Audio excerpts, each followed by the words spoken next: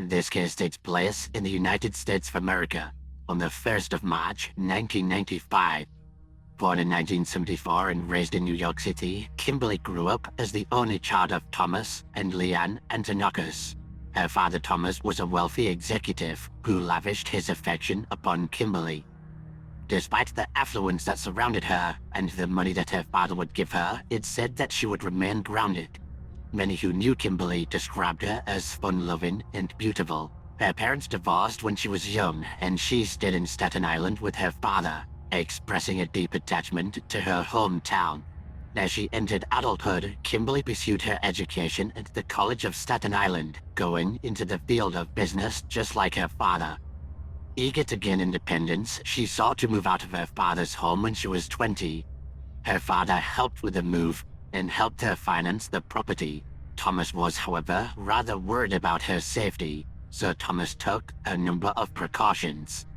He rented a parking spot right next to her new property, so she wouldn't have to look for a parking spot when she got home late at night, or be parked so far away from her home that she risked being mugged.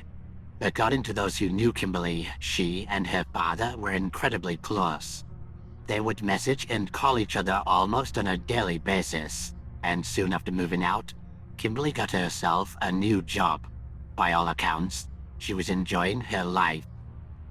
In 1995, Kimberly offered a room in her apartment to a female friend of hers named April, along with April's boyfriend. April was having some renovations done in her flat, and she needed to vacate the property until the work was completed. Upon hearing that her friend was in need, Kimberly contacted her and said that she and her boyfriend would be welcome to stay until the work would be completed.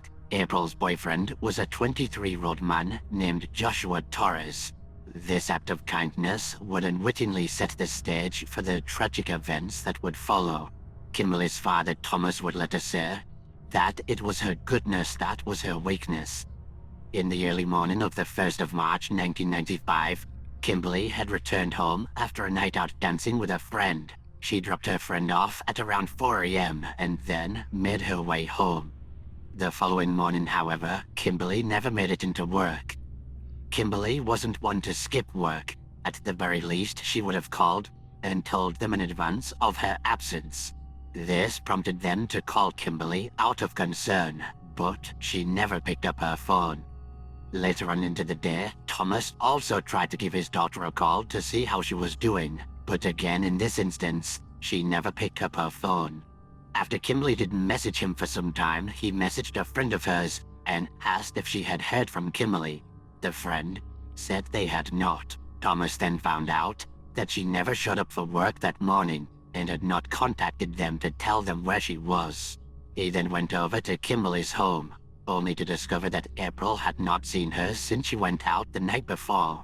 Thomas then went to the garage he had rented for Kimberly. He opened the door, only to find that the car wasn't there.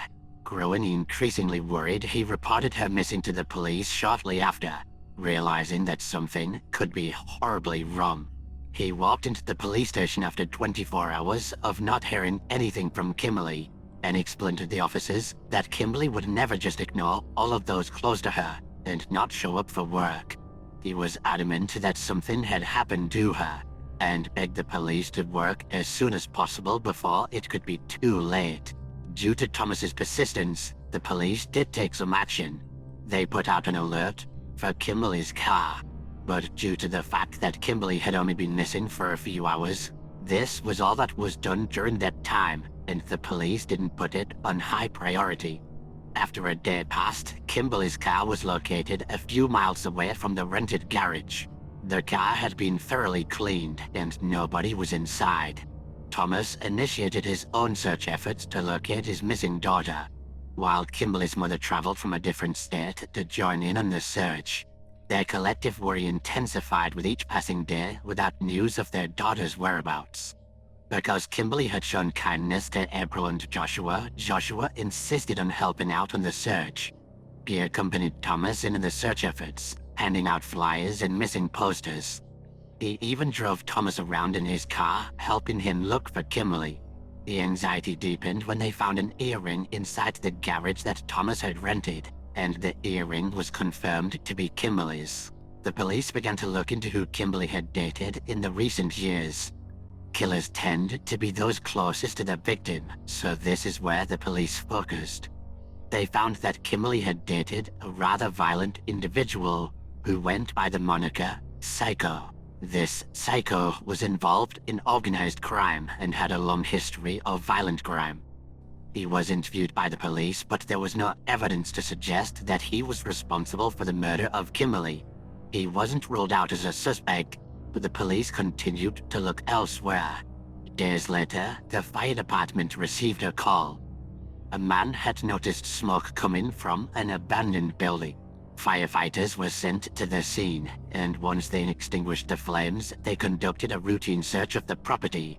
This was when they made the horrific discovery that someone had indeed been inside the abandoned property.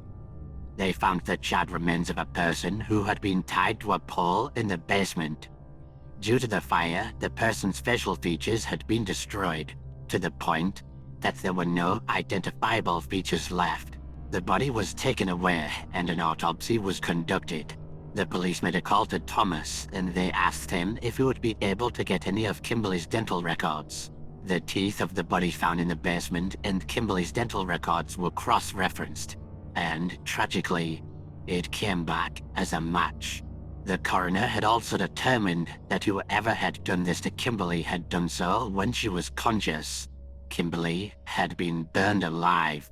The inside of her windpipe and lungs had been badly burned, indicating that at some point she had inhaled deeply when she was being burned, likely from the immense pain. Even seasoned officers who had witnessed some of the most horrific crimes were deeply disturbed by the murder. No one could fathom why someone would do something so horrific to an innocent young woman. The friend who had been living with Kimberly, April, was questioned, along with other friends, but no one knew anything. Suspicions then turned to the occupants of the other houses where Kimberly's apartment was located. However, investigations into the property owners, residents, and the neighbors yielded no leads.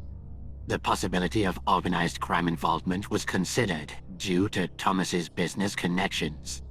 He owned a property for his fire insurance business on a street that was owned by the mob. It was theorized by the police that the murder could be retribution and that Thomas could have upset the wrong person, although it seemed that Thomas had no affiliations with the mob, and this was ruled out. Months went by with no leads. That was until another murder occurred. A man by the name of Joey Negron was killed whilst he was walking with his wife. She said that she had no idea who killed Joey due to them covering their face, but she did provide the police with a name. Joey was friends with April's boyfriend, Joshua Torres, and another man named Nick Labretti.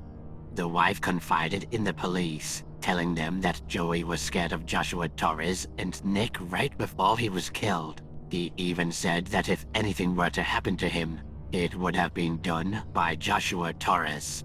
Joshua did have a criminal history involving charges of unlawful imprisonment. A few months into the disappearance, Joshua and April had broken up, and Joshua moved on, beginning a relationship with a different woman. Joshua and this new girlfriend had gotten into a heated argument, resulting in Joshua making some serious threats against her. He threatened his new girlfriend, telling her that he had burnt a woman alive before, and that he wouldn't hesitate to do it again. Upon hearing this, she knew exactly what he meant, and who he was talking about. Fearing for her life, the new girlfriend went to the police station and told them what she suspected. She believed that Joshua Torres had killed Kimberly. The police now had enough to suspect that Joshua was responsible for the crime. Joshua, along with his friend Nick Labretti, were brought into the station, both told that they were suspected of killing Kimberly. Almost right away, Nick began speaking. He told the police that he, Joey Negron, and Joshua had kidnapped Kimberly that night, but that it was Joshua who had actually killed her. Another man named Julio was also named by Nick as someone who was involved. Julio confessed to the crimes and pointed the finger at Joshua too. telling the police that Joshua had indeed killed Kimberly. The gang knew that Kimberly's father, Thomas, had a significant amount of money. The plan was to kidnap her and demand ransom money from him. They knew how close Kimberly and her father were, and they believed that he would hand over the money right away. So, whilst Joshua was living with Kimberly in the apartment in Brooklyn, he learned her routine, and in the early hours of the 1st of March, under Joshua's orders, Joey Negron and Nicholas Libretti pulled Kimberly from her car just as she arrived home from the night out. They taped her eyes and mouth shut and bound her hands behind her back. They stuffed her into the trunk of her own car and began playing music to drown out the noises coming from the trunk. They then drove Kimberly to the abandoned home where she would later be killed. The three men tied her to a pole in the basement and kept her there without food, water, or blankets for 3 days. Whilst Kimberly was tied up, Joshua had attempted to leave a voice message on Thomas's phone, demanding a ransom. He did so by using an electronic voice generator so his voice wouldn't be recognized. However, the voice message he sent didn't send properly. Joshua wasn't able to work the telephone, and so Thomas never got the message. Thomas would later say that if he did receive the message, he would have paid them right away. As the days passed, Kimberly endured the harrowing conditions of the basement. Totally alone, without food or warmth, she was left to suffer in silence. When they didn't hear back from Thomas, they decided to end the whole ordeal after 3 days. On the 4th of March, the gang intended to release her. Julio's responsibility in this whole thing was to check up on Kimberly. However, Julio had neglected his duty, leaving Kimberly all alone. When Joshua, Nick, and Joey got to the abandoned house, they discovered that Kimberly was no longer breathing properly, and they believed that she would soon die. Confronted with the consequences of their actions, they decided to dispose of the evidence by dousing her in gasoline and setting her ablaze. In the subsequent legal proceedings, Joshua, Nick, and Julio faced charges related to the heinous acts committed against Kimberly. Of course, Joey had been killed, but his role in the crime became evident through the evidence. It is believed that Joey was thinking about speaking out against the gang, and so Joshua decided to kill him. The trial was held in November of 1996. The district attorney, in presenting the case, characterized the crime as brutal and senseless. During the trial, Joshua insisted that he had been set up by the others who were involved in the case, and stated that he had not killed Kimberly and would never want to harm her.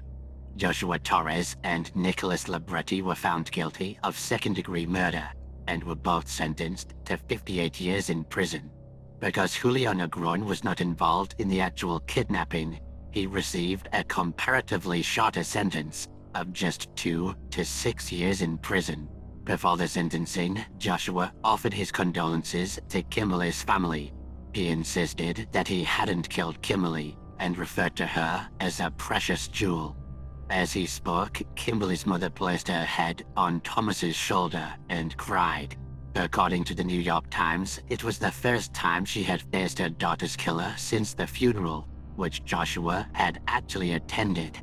Joshua was also tried for the murder of Joey Negron, but he was found not guilty, and the circumstances surrounding his death remain unsolved. In 1999, Nick Libretti passed away, and Julio has since been released.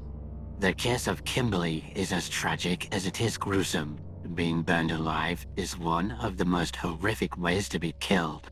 Those who worked on the case said that if the killers were smarter and knew how to work a voice message system, Kimberly would still be alive.